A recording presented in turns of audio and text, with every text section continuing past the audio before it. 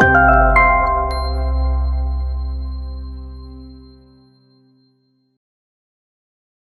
afternoon, everyone, and thank you for watching.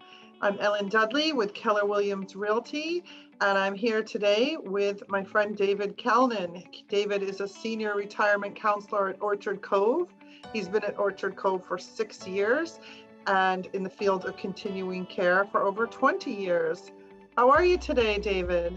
I'm well, thanks, Ellen. Thank you so much for having me, and we appreciate the opportunity to be here. Thank you so much. I'm glad to speak with you.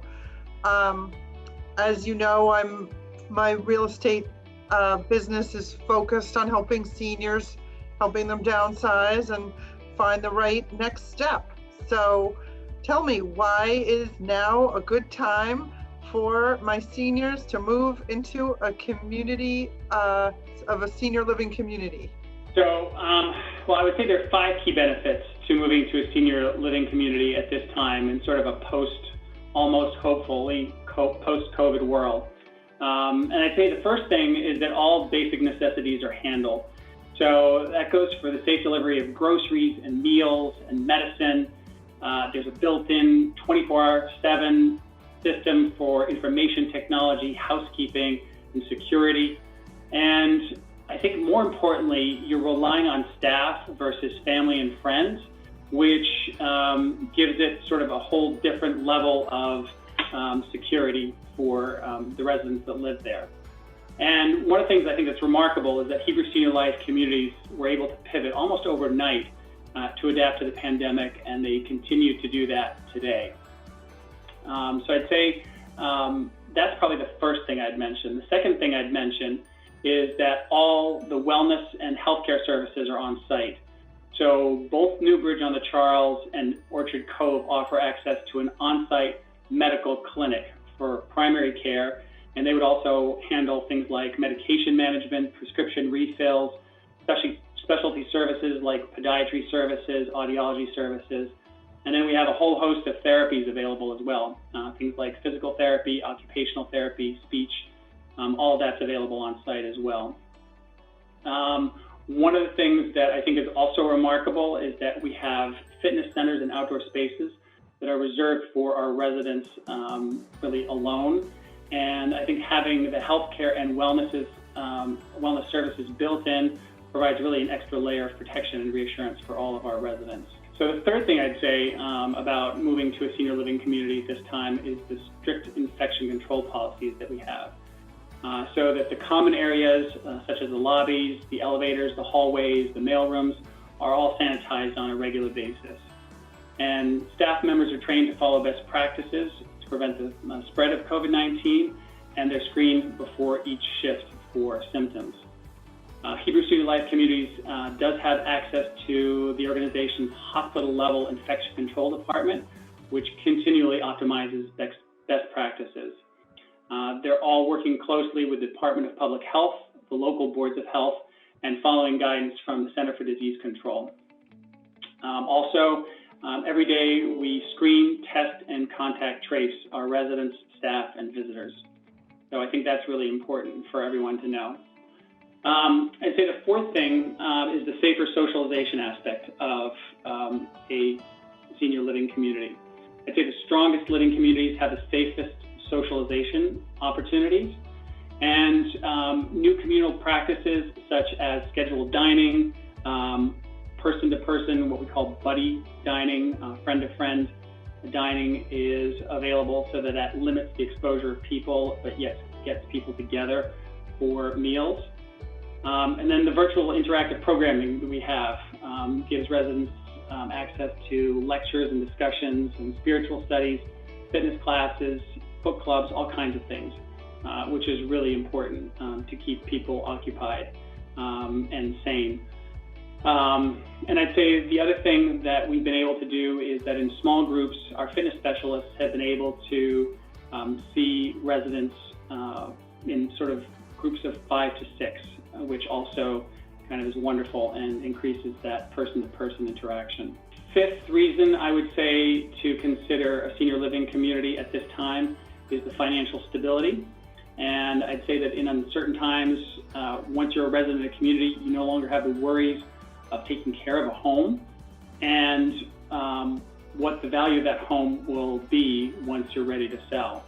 I'd say also that the real estate market in Boston right now is very strong, and it's a great time to sell. That's for sure. It is a great time to sell. There are no homes for the young people to buy right now. Well, you answered a lot of my questions in that first answer. I was going to ask you what are the advantages to living in a continuing care retirement community, but you basically just answered that with all of those good things. Do you have anything else to add to that? So I'd say the advantages of living in a continuing care retirement community is that, hands down, the best thing about a continuing care retirement community is the ease of worry that people have when they move into such a community. Not only are they leaving a house where there may be many years of repairs in store, but they're also buying into a community where virtually every eventuality will be taken care of seamlessly. So that's a whole lot of worry-free living for the individuals themselves as well as their friends and family. I euphemistically refer to a continuing care retirement community as one-stop shopping. As I've seen over the years, the ease with which residents can move from one level of care to the next, and that's really great. Okay, you just mentioned buy-in.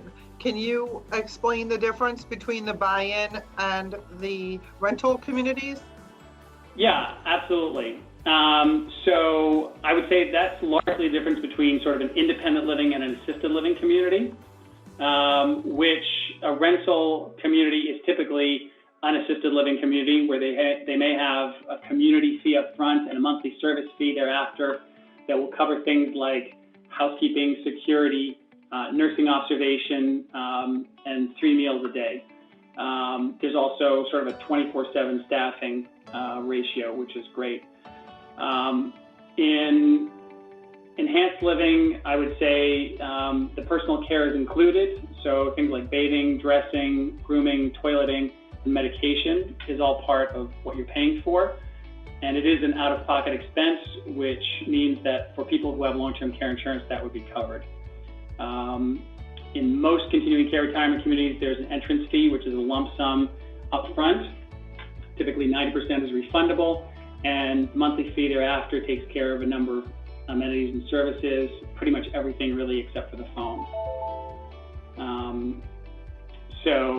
I would say that's probably one of the main aspects, the differences between independent living and assisted living. The second thing I'd say is that there's a medical and supportive care aspect, which is different, so that residents who can live for themselves and by themselves, that's kind of what independent living is. And I would say at Newbridge and Orchard Cove, in addition to having access to the full continuum of care, residents also have the Harvard Medical School affiliated healthcare practice, which includes geriatric primary care, in-home post-acute care, palliative and hospice care, as well as long-term care. In assisted living, there's really a staff that provides assistance with daily living and a registered nurse on call. The advantage with being at Orchard Cove or Newbridge is that you have that healthcare practice right on the premises, so people really don't have to leave the premises, which is terrific. So if you come in to assisted living because you had an issue, can you move down to independent living and then move up, in a few years if you need to? Can you move back and forth between them and then to palliative care if needed? Yeah. So I'd say one of the things that we're known for both at Orchard Cove and Newbridge is for our ability to handle couples with different levels of care. And so yes, a couple can in fact move into, say, an assisted living level of care where they can both live comfortably. The chances are that at some point one of them will need more care. And in both Orchard Cove and Newbridge's case, we have different levels of care above traditional assisted living, like memory care or skilled nursing, where a person will be able to go and yet they'll be able to remain within the same campus. I mean, typically it's just a matter of a few hallways from one another. So that really is one of the biggest advantages of a continuing care retirement community, is that you really are still very close to one another, regardless of the level of care that you may access.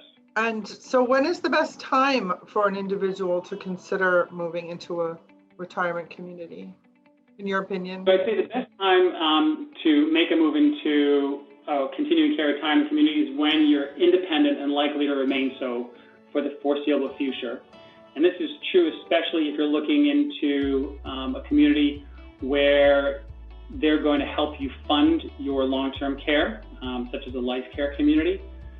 So the best time is really when you can make the decision for yourself, by yourself, because I think few of us like to be told what to do and when to do it. And so my advice is to make a move before somebody else has to make it for you. Yeah, that's always good advice, for sure. So what should people do if they're interested in one of your communities? So I would say they could call Sheila Waxman at Newbridge on the Charles, or me, David Calnan, at Orchard Cove. And we'll probably give you a number to call, but our address is www.hebrewseniorlife.org. And I just want to say that this winter we are offering short-term seasonal stays, which will provide the opportunity to try our all-inclusive communities without the long-term commitment. So that's just something to think about. And then just lastly, I just want to say that as a Harvard Medical School affiliate, Hebrew Senior Life has led and continues to lead the way in database policies and best practices. And many other organizations turn to us for that kind of information. And that pandemic or not, life will continue to be life, and forecasting your needs has never been more important than it is today.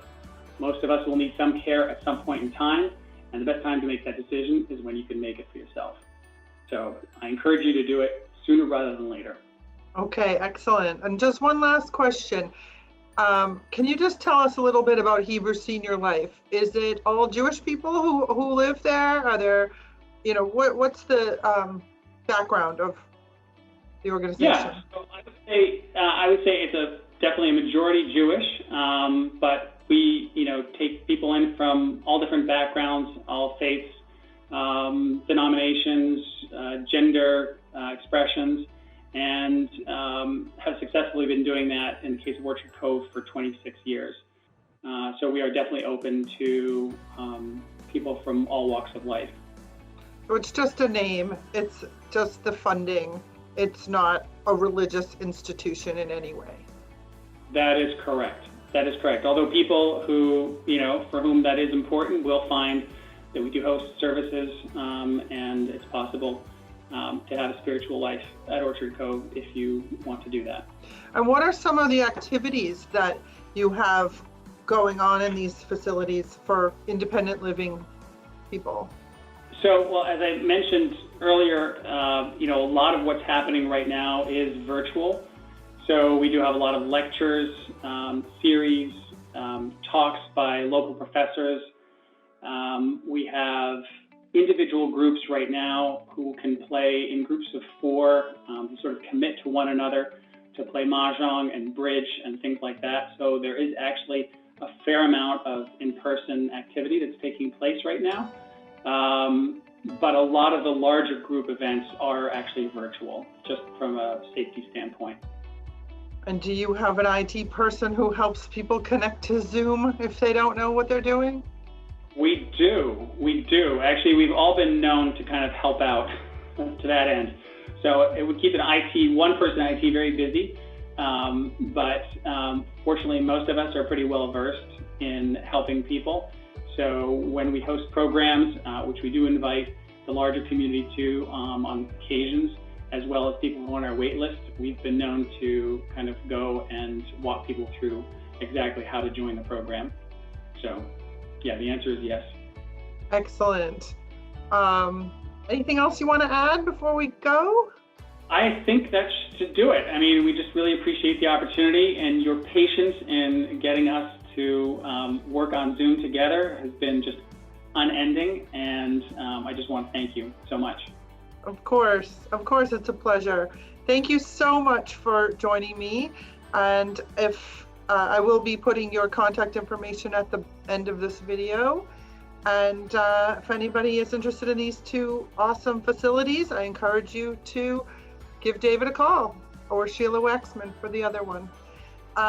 Thank you so much. We'll speak again soon. That sounds great. Thank you so much, Ellen. Bye.